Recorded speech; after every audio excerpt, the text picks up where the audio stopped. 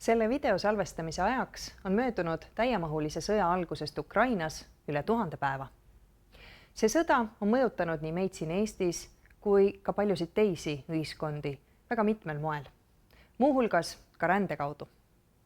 Tänases loengus vaatamegi, millist mõju on Ukraina sõjast tingitud ränne avaldanud nii meil kui mujal ning millist mõju võib see avaldada tulevikus.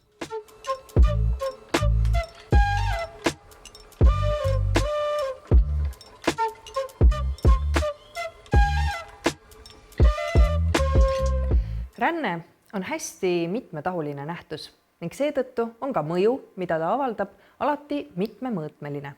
Kõige vahetumalt mõjutab ränne muidugi rändeteekonna ette võtnud inimest ennast ning tema lähiringi.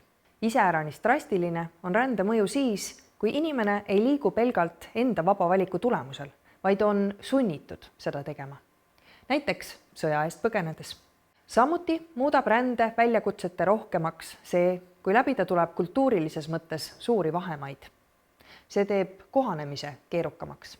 Sõjapõgenikel tuleb rände mõjude kõrval sageli rinda pista ka sõjatraumade ja traumajärgsete stressihäiretega. Kui aga läheb liikuma suurem hulk inimesi, on rändel arvestatav mõju ka lähteriigile ja sihtriigile.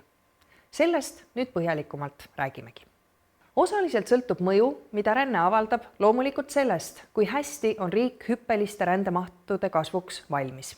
Olukorras, kus valmisolek on kesine, võib riik jääda jänni rände haldamise ja ka rändajatele tugiteenuste pakkumisega.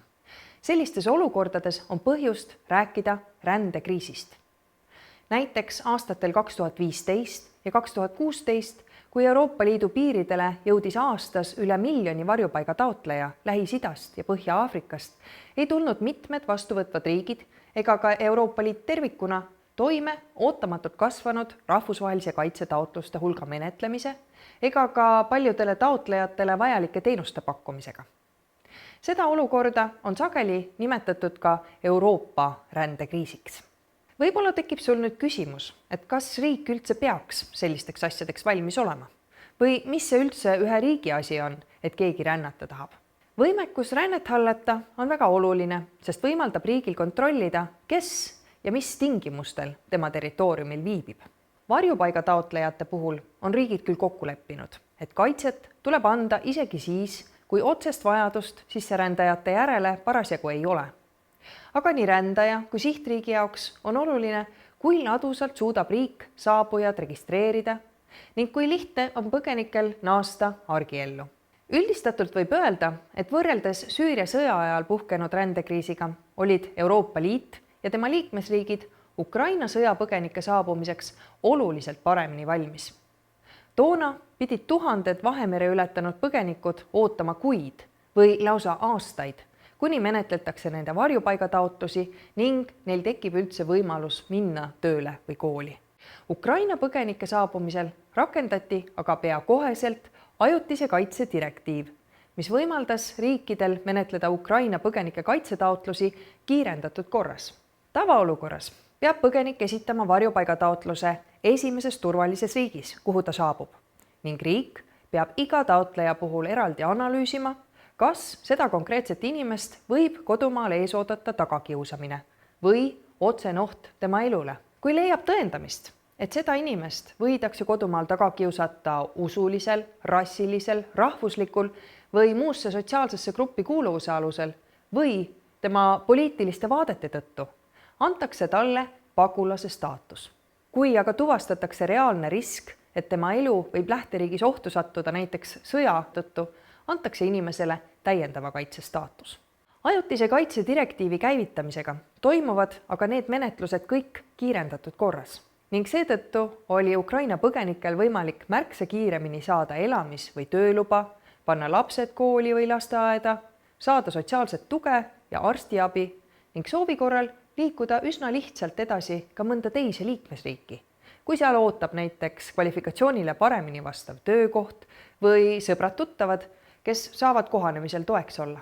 Niisiis, kui aastatel 2015 ja 2016 saabus Euroopasse umbes 2,3 miljonit varjupaiga taotlejat ja selle menetlemisega jäädi paiguti lausa aastateks jänni, siis Ukraina sõja puhkedes suudeti juba esimeste kuudega anda kaitset ja võimaldada eluga edasiminemist rohkem kui 6 miljonile põgenikule.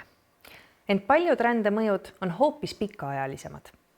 Järgnevalt vaatamegi, kuidas on Ukraina põgenikud mõjutanud nii lähteriigi kui sihtriikide rahvastiku koosseisu, majandust, ühiskonda ja poliitikat.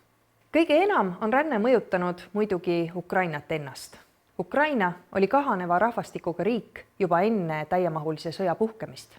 Ent 2022. aastal, mil sõda algas, paiknes pea veerand Ukraina rahvastikust ümber ning rohkem kui 6 miljonit Ukraina 41 miljonist elanikust lahkus riigist. Ukraina riigipanga prognooside kohaselt jätkab riigi rahvastik kahanemist veel vähemalt 2026. aastani, misjärel on ehk oodata rändesaldo järk-järgulist positiivseks pöördumist. Ent kuna sõjapõgenike hulgas on palju noori ja viljakas eas naisi, võib eeldada, et sõjast tingitud sundränne jääb Ukraina rahvastiku taastevõimet mõjutama veel aastakümneteks. Rahvastiku kahanemine mõjutab negatiivselt riigi majandust, samuti maksude laekumist, mis omakorda muudab pikemas perspektiivis kallimaks oma riigi ülalpidamise, näiteks pensionide maksmise või koolide ja haiglate ülalpidamise. Samas mujal, ka siin Eestis, viisid sõjapõgenikud rahvaarvu hoopis kasvule.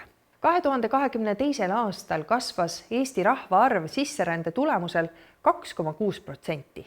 Tõsi, pikemas perspektiivis jääb ehk sõjapõgenike mõju Eesti rahvastikule tagasihoidlikumaks. Kui sõja esimesel aastal registreeriti Eesti piiridel üle 120 000 Ukraina põgenikku, siis ligi pooled neist on siit kohe ka edasi liikunud.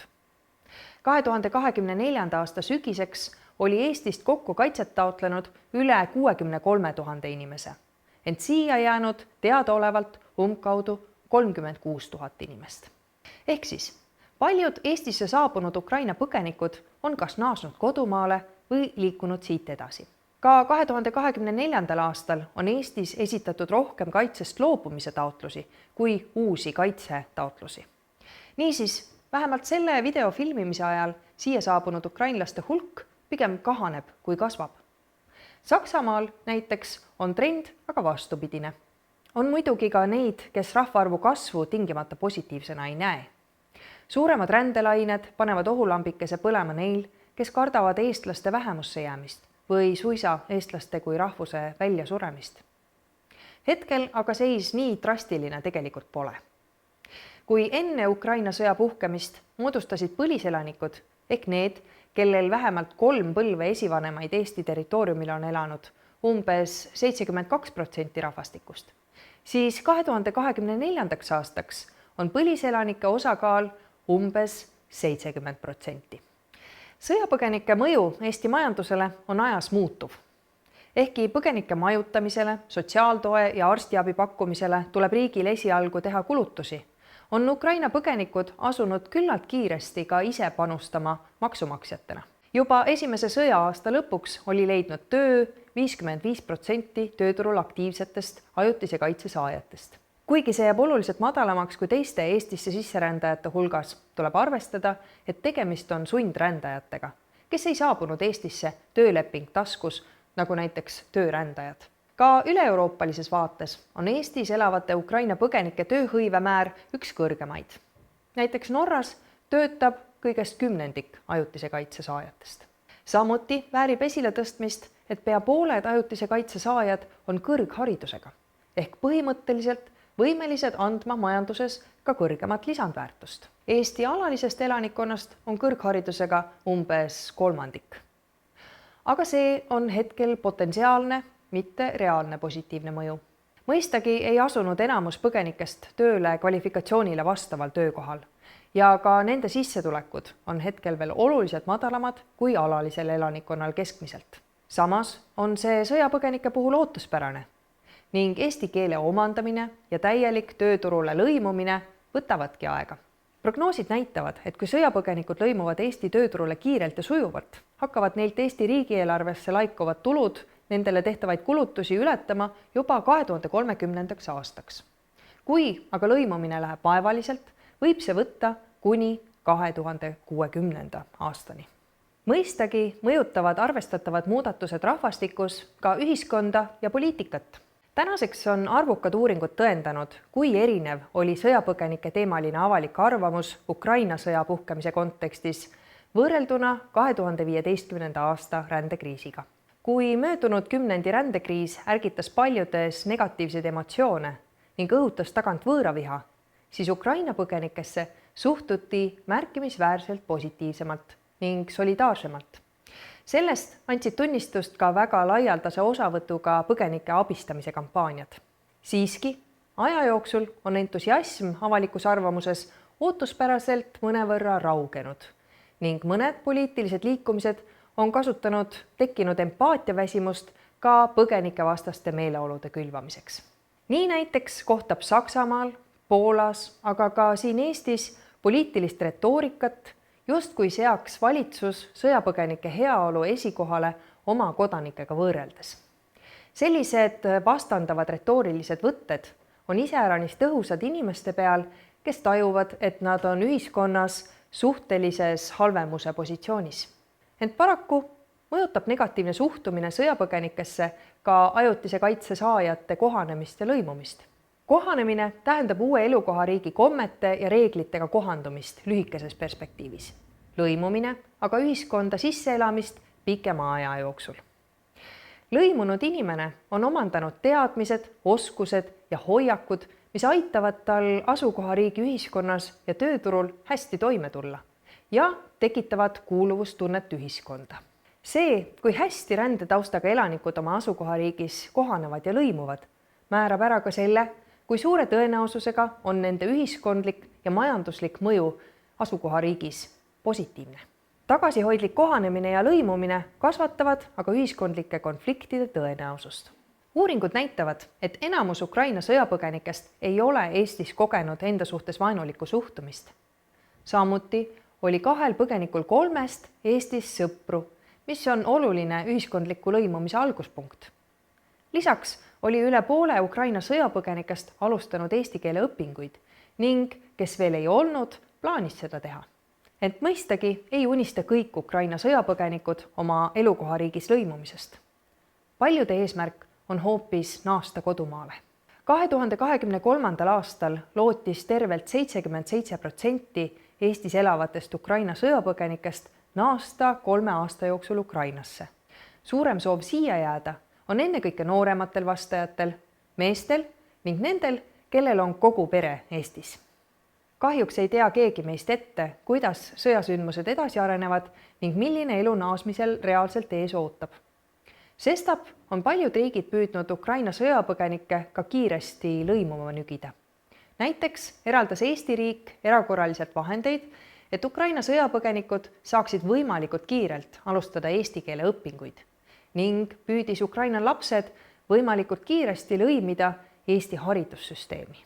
Mitte tingimata selleks, et nad igavesest ajast igavesti siia jääksid, vaid selleks, et pikemal siin viibimisel ei jääks nad madala sissetuleku ja nõrga ühiskondliku lõimumise lõksu. Kui aga Eestis koolis käinud või eesti keelt õppinud peaksid Ukrainasse naasma, ei ole seegi tingimata tühja läinud kulu. Kui Ukrainas elab inimesi, keda seovad Eestiga positiivsed mälestused, ühiskondlikud või äri- ja kultuurisidemed, avab see uusi võimalusi ka Eesti inimestele, meie ettevõtetele ja organisatsioonidele.